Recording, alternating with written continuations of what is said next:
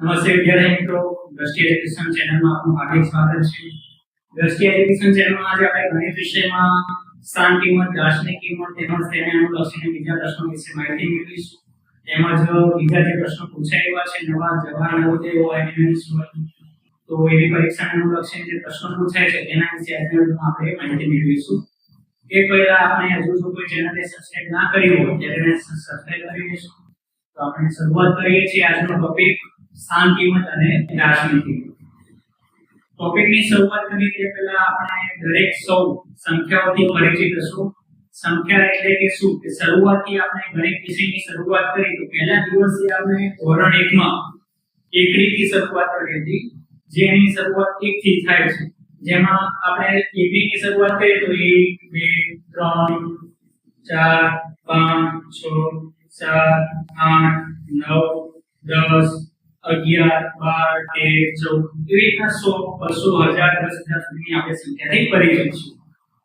તો તમે જોશો કે અહીંયા સંખ્યાઓમાં મોટા ભાગે 1 થી 10 લખો છે, એમાં 1 થી 9 જે અંકો છે એના પુનરાવર્તનથી લઈને આપણે અલગ નાની મોટી અલગ સંખ્યા બનાવીએ છીએ।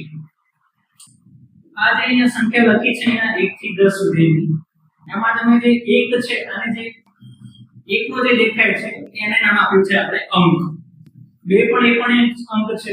1 થી 9 સુધીના જે અંકો છે એનો આપણે મિશ્રણ કરીને બધા ભેગા કરીને જે આપણે જે બને છે આપણું રચના બને છે એને આપણે નામ આપ્યું છે સંખ્યા। કોઈ પણ સંખ્યા મોટે ભાગે 1 થી 9 અંકોના ભેગા થવાથી બનતી હોય છે। હવે આ જે સંખ્યાઓ છે કે જે અંકોથી બને છે, ધારો કે અહીંયા લઈએ છીએ 1 એ સંખ્યા છે, અંકથી બને છે તેને સંખ્યા પણ કહી શકીએ છીએ। 10 છે એ પણ સંખ્યા છે, અહીંયા 10 સુધીની સંખ્યા છે આપણને ખ્યાલ છે। 10 પછી કઈ સંખ્યા છે? 11। એ કયા બે અંકોની બનેલી છે? 1 અને 2 1। એના પછીની કઈ સંખ્યા છે? 12। એ પણ કયા અંકોની બનેલી છે? 2 અને 1। એના પછી 13, એ પણ 1 અને 3 ના અંકોની બનેલી છે। એના અલગ અલગ જ્યાં સુધી તમે જોશો છેલ્લે આવશે આપણા 100। તો 100 પણ કયા અંકોની બનેલી છે? 1 0 0। હવે તમે અહીંયા શરૂઆતમાં 10 ની તરફ જોશો કે 10 જે સંખ્યા છે એ કયા અંકોની બનેલી? 0 અને 1। જેમાં છેલ્લે અંક કયો છે? 0 છે। 0 ની જે બાજુમાં અંક છે એ કયો અંક છે? 1। પણ તમને કોઈ એમ કહે કે 0 ની કયો અંક છે? તો છેલ્લો અંક છે। બાજુમાં 1 છે કયો અંક છે? કે 0 ની બાજુમાં રહેલો અંક છે। તો ગણિતની ભાષામાં એટલે બાજુમાં અને એની પાસેનો છેલ્લો અંક લેવા માટે ગણિતમાં ચોક્કસ અંકોને નામ આપવામાં આવ્યા છે કે જે છેલ્લામાં છેલ્લો અંક હોય અથવા તો કોઈ એકલો અંક હોય એને નામ આપવામાં આવ્યું છે એકમ અંક। અહીંયા ધારો કે અહીંયા ઉદાહરણ તરીકે આપણે લઈએ છીએ કે 10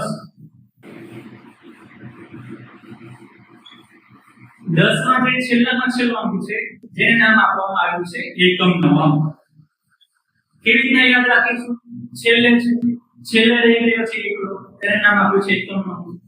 એની બાજુમાં જે અંક છે એને નામ આપવામાં આવ્યું છે દશક અંક। હજુ જો બાજુમાં ત્રીજો અંક હોય તો કઈ સંખ્યા બને? ધારો કે અહીંયા લાગુ છું હજુ 2।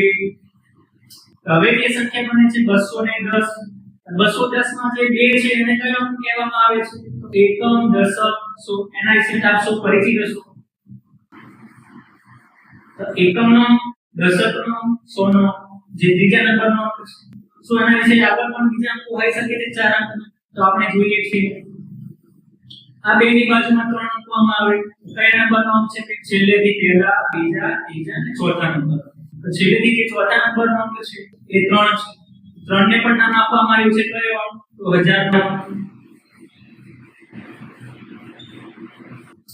એની બાજુમાં જો કોઈ બીજો અંક હોય 4 નંબર, એને કયું નામ આપવામાં આવ્યું છે? 10000 નો અંક। એકમ, દશક, સો, 1000 ના છેલ્લેથી જે અલગ નામ આપવામાં આવ્યા છે એ અંકોના નામ આધારે અલગ અલગ પ્રશ્નોના। તો અહીંયા જે સંખ્યા લખી છે જેમાં છેલ્લો અંક 0 છે અને એકમના અંક કહેવાય છે, એની બાજુમાં છે 1, એને દશકનો અંક કહેવાય છે। છેલ્લેથી ત્રીજા નંબરનો અંક છે એને આપણે 100 નો અંક કહેવાય છે। છેલ્લેથી ચોથા નંબરનો અંક છે એને દશકની બાજુમાં 100 છે। એની બાજુમાં કોઈ અંક છે 3, એને કયો અંક કહેવાય છે? 1000 નો અંક કહેવાય છે। એની બાજુમાં 4 છે એને 10000 નો અંક કહેવાય છે। એની બાજુમાં કોઈ અંક હોય એને લાખ નો અંક કહીશું। એની બાજુમાં કોઈ હોય તો લાખ પછી 10 લાખ, કરોડ, 10 કરોડ એકના અલગ અલગ સ્થાનોના નામ આપવામાં આવ્યા છે. તો આ જે સંખ્યા છે, સંખ્યાઓના સ્થાન ઉપરથી જે અંકોના નામ આપવામાં આવ્યા છે, આ સ્થાન ઉપરથી એની જે ચોક્કસ જે સંખ્યા છે, અંક છે, એના ઉપરથી એક વિષય બને છે સ્થાન કિંમત. સ્થાન કિંમતને લક્ષણે આપણે જોઈએ કે સ્થાન કિંમત શું છે, સ્થાન કિંમત કેવી રીતના શોધવામાં આવે છે. તો સ્થાન કિંમત એક ખૂબ જ સરળ ટોપિક છે, તમે જોશો સહેલાઈથી ખ્યાલ આવી જશે. અહીંયા કોઈ એક સંખ્યા લખેલી છે, જે અહીંયા ફરીથી અહીંયા રિપીટ કરું છું, 4 3 2 1 અને 0. અહીંયા મેં અંકોને ભેગી કરીને એક સંખ્યા બનાવેલી છે. તો પહેલા તો સંખ્યાને વાંચીશું કેવી રીતના? તો આપણે પહેલા વાંચવા માટે શું કરીશું? તો છેલ્લેથી 3 અંકો પછી એને અલ્પવિરામ મૂકીશું. 1 2 3 પછી અહીંયા અલ્પવિરામ મૂકીશું. તો અહીંયા જે અલ્પવિરામની પહેલા જે સંખ્યા લખેલી છે 43 છે. આને વંચાશે 43210. આ જે સંખ્યા લખેલી છે એને આપણે સ્થાન કિંમત શોધવી છે. અહીંયા ધારો કે આપણે 1 ની સ્થાન કિંમત શોધવી છે. પહેલા તો એક કયા નંબરનો અંક છે? એકમ કે દશક સો હજાર. અહીંયા 1 છે એ દશકનો અંક છે. દશકના અંક માટે આપણે સ્થાન કિંમત શોધવી છે તો શું કરીશું? એની પાછળ એક શૂન્ય લગાવીશું. તો છેલ્લો અંક હોય એમાં એક પણ શૂન્ય લગાવવામાં આવતા નથી. એની બાજુમાં જે 1 છે એ દશકનો અંક છે, એમાં એક શૂન્ય લગાવીશું. એની બાજુમાં છે 2 100 નો અંક છે. એની પાછળ એ 100 નો અંક છે, જેમાં 100 વડે 100 એટલે કે 2 શૂન્ય લગાવવામાં આવે છે. પ્રશ્નમાં આપણને પૂછાય છે કે શૂન્યની સ્થાન કિંમત શોધો.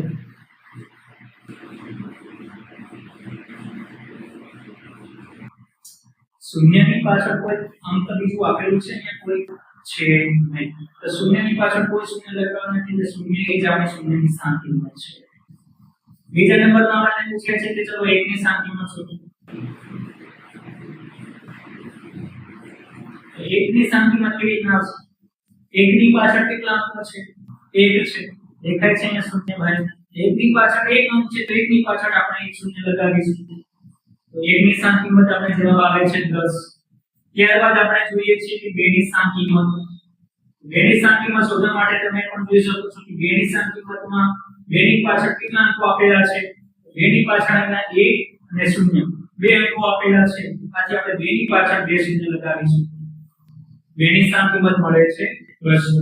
હવે તમે પણ જવાબ આપી શકો છો 3 ની સ્થાન કિંમત કઈ થશે? તો 3 ની પાછળ કેટલા જણ છે? અહીંયા 3 ભાઈઓ છે, 2 1 અને 0. તો 3 ની પાછળ 3 અંકો હોવાથી 3 ની પાછળ કેટલા શૂન્ય લગાવીશું? તો 3 ની સ્થાન કિંમત મળશે.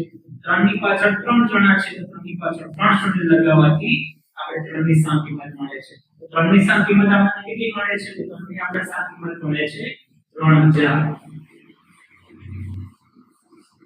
આ રીતના પરીક્ષામાં કોઈ પણ સંખ્યા પૂછે અને આપણા પ્રશ્ન પૂછે કે આની કોઈ પણ અંકની સ્થાન કિંમત પૂછે, તેમાં કેવી રીતના શોધીશું? જે અંક આપેલો હોય એની પાછળ જેટલા અંકો આપેલા હોય એટલા આપણે શૂન્ય લગાવીશું. શૂન્યની પાછળ કોઈ નથી તો આપણે 1 ને શૂન્ય રાખીશું. 1 છે, 1 ની પાછળ 1 અંક છે, 1 ની પાછળ 1 શૂન્ય લગાવીશું. 2 છે, 2 ની પાછળ 2 અંકો છે, તો 2 શૂન્ય લગાવીશું. 3 છે, 3 ની પાછળ 3 અંકો આપેલા છે, 3 શૂન્ય લગાવીશું. 4 ની સ્થાન કિંમત શોધીએ છીએ, 4 ની પાછળ 4 અંકો આપેલા છે, એટલે આપણે 4 અંકો લગાવીશું. આ રીતના 4 છે, 5 અંક છે, તો પણ આપણે દાખલા બીજો પ્રશ્ન પૂછે છે અહીંયા 5 6 4 3 2 1. આ અંકોને બધાને એક સંખ્યા લખી છે. સંખ્યાને કેવી રીતે વાંચીશું? છેલ્લેથી 3 અંકો પછી ત્યારબાદ 2 અંકો છે અલ્પવિરામ મૂકીશું. અહીંયા આપણે સંખ્યા લખી છે 5,64,321. પરીક્ષા પ્રશ્ન પૂછાય કે ચલો આમાંથી 6 ની સ્થાન કિંમત શોધો. શું કરીશું 6 ની સ્થાન કિંમત શોધવા માટે? 6 ની સ્થાન કિંમત 6 ની પાછળ જેટલા અંકો હશે એટલા શૂન્ય લગાવીશું. 6 ની પાછળ કેટલા અંકો છે? 1 2 3 4. પાછળ આપણે 4 શૂન્ય લગાવીશું. એ જ આપણી થશે સ્થાન કિંમત. તો અહીંયા આપણે 5,64,321 માં 6 ની સ્થાન કિંમત આવે છે 60,000. 2 ની સ્થાન કિંમત પૂછે તો 2 ની પાછળ 1 અંક છે એટલે 20 આવશે. એના અલગ અલગ જુદા જુદા બીજા આના સિવાય પણ ઘણા પ્રશ્નો બની શકે છે. તો આનો ટોપિક હતો સ્થાન કિંમત. તો વિદ્યાર્થી મિત્રો આપણે જે સ્થાન કિંમત વિશે જોયું કે સ્થાન કિંમત કેવી રીતના શોધવી એનું લક્ષણ અહીંયા જે બે પ્રશ્નો આપેલા છે એમાંથી પહેલો પ્રશ્ન જોઈએ છીએ. પહેલામાં લખેલું છે જે સંખ્યા આપેલી છે સંખ્યાને વાંચવું તો છેલ્લેથી 3 પછી અલ્પવિરામ છે અને એના પછી 2 અલ્પવિરામ છે. આનું વાંચન થશે 9,32,651 માં અંક 9 ની સ્થાન કિંમત જણાવો. પહેલા 9 કે છે 9 ને ધ્યાનમાં લેવાનું. 9 છે કયા સ્થાન પર છે એ ના ખ્યાલ હોય તો 9 ની પાછળ કેટલા અંકો આપેલા છે 1 2 3 4 5 અંકો છે એટલું આપણને ખ્યાલ છે. તો 9 ની સ્થાન કિંમત શોધવી છે આપણા મગજમાં વિકલ્પો ધ્યાનમાં નહીં લેવાના સૌપ્રથમ પરીક્ષામાં પૂછાય દો 9 છે 9 ની પાછળ કેટલા શૂન્ય આવશે જેટલા અંકો છે એટલા શૂન્ય આવશે 9 ની પાછળ 1 2 3 4 5 અંકો છે તો 9 ની પાછળ 5 શૂન્ય આવે એ આપણો જવાબ હશે. તો 9 ની સ્થાન કિંમત માટે 9 ની પાછળ કયા વિકલ્પમાં 5 શૂન્ય છે તરફ આપણે જોઈશું. 9 ની પાછળ પહેલામાં જોઈએ 1 2 3 4 5 અહીંયા પહેલા વિકલ્પમાં જ આપણને જવાબ મળી જાય છે કે 9 ની પાછળ 5 શૂન્ય એ જ આપણો જવાબ આવશે ઓપ્શન એ. તો 9 ની સ્થાન કિંમત કેટલી થશે 9 ની પાછળ 5 શૂન્ય એટલે જવાબ આવશે આપણો 9 લાખ. બીજામાં જોઈએ અહીંયા 9 છે 9 ની પાછળ એક પણ શૂન્ય નથી આ ખોટું છે આ ક્યારે આવે એકમના સ્થાને હોય તો 9 ની પાછળ 4 શૂન્ય ક્યારે આવે 9 એ કયા સ્થાન પર હશે ત્યારે આવશે એકમ દશમ 100 1000 10,000 ના સ્થાન પર હશે ત્યારે આ શૂન્ય આવશે. ડિગ્રી સ્કેલ વિશે જોયું 9 ની પાછળ 2 શૂન્ય છે આ ક્યારે બની શકે 9 કયા સ્થાન પર હોવો જોઈએ એકમ દશમ 100 ના સ્થાન પર હોવો જોઈએ. એ વિધું ક્યાં ના 9 ની પાછળ જેટલા અંકો એ મુજબ આવશે આમાં જવાબ આવશે આપણો વિકલ્પ એ.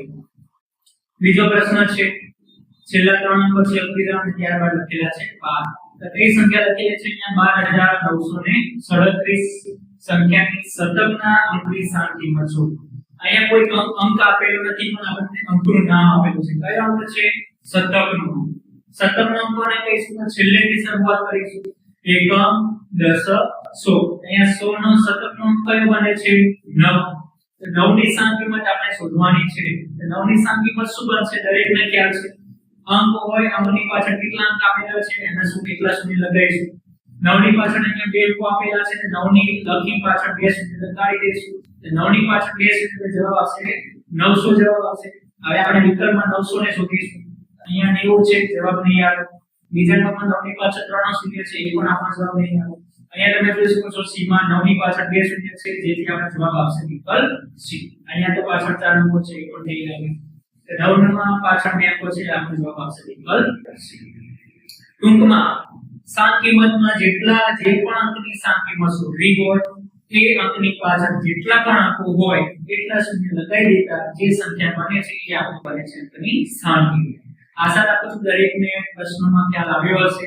આના સિવાય પણ બીજા પણ તમે જાતે પણ કોઈ પણ સંખ્યા લખીને તેની સ્થાન કિંમત જાતે પણ શોધી શકો છો.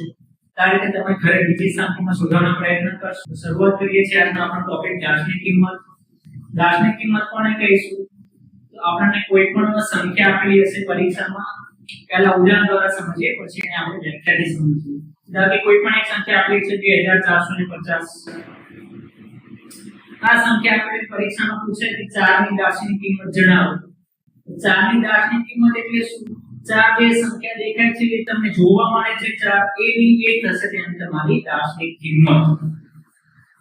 વ્યાખ્યામાં જોઈએ દાર્શનિક કિંમત એટલે અંક દેખાય છે તે જ કિંમત. અંક દેખાય છે 4 દેખાય છે તો 4 ની દાર્શનિક કિંમત આપણી કઈ થશે 4. 5 છે તમને જે જોવા મળે છે તેની દાર્શનિક કિંમત. અહીંયા 5 છે તો 5 ની દાર્શનિક કિંમત શું થશે તમને 5 દેખાય છે એટલે તમારી 5 દાર્શનિક કિંમત થશે. દર્શક એટલે કે જે જોવા મળે છે દેખાય છે તે શૂન્ય ની દાર્શનિક કિંમત શોધવી છે. તમને શૂન્ય જોવા મળે છે અને શૂન્ય ની કેટલી છે શૂન્ય એ તમારી દાર્શનિક કિંમત. પરીક્ષા પૂછે 2 ની દાર્શનિક કિંમત જણાવો. તમને 2 દેખાય છે દાર્શનિક એટલે જે દેખાય છે તમારી કિંમત. 2 ની દાર્શનિક કિંમત તમારો જવાબ આવશે 2.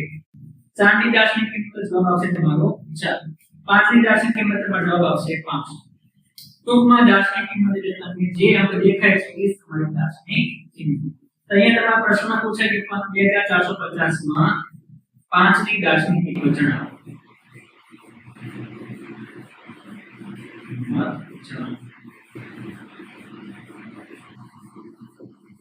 પરીક્ષાના વિકલ્પમાં તમારે આપેલા હોય શકે ABCD માં કોઈ પણ આપેલા હોય શકે આમાંથી.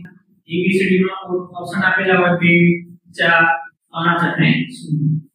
5 ની કિંમત દેખાય છે પ્રશ્નમાં તમારે જવાબ આપેલો છે 5 ની દાર્શનિક કિંમત 5 શોધવાના C ઓપ્શનમાં છે 5 આપણો જવાબ આવશે C. ખૂબ જ સરળ વિષય છે દાર્શનિક કિંમત જે દેખાય છે તમારી કિંમત. અહીંયા બીજો એક પ્રશ્ન બનાવી છે પ્રશ્ન ઉદાહરણ મેં લઈએ છીએ 4444 માં 4 ની દાર્શનિક કિંમત જણાવો.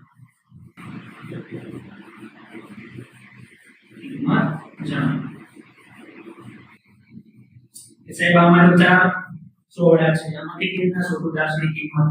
કઈ તમને જે પ્રશ્ન આપેલો છે 4 ની દાસની કિંમત જણાવો, આમાં તો બધું જોવા જ મળતું નથી. ઓપ્શન માં પૂછાઈ શકે, a ની જગ્યાએ લખી શકે છે તમને 1, b માં આપે 2, c માં આપે 3 અને d માં આપે છે 4.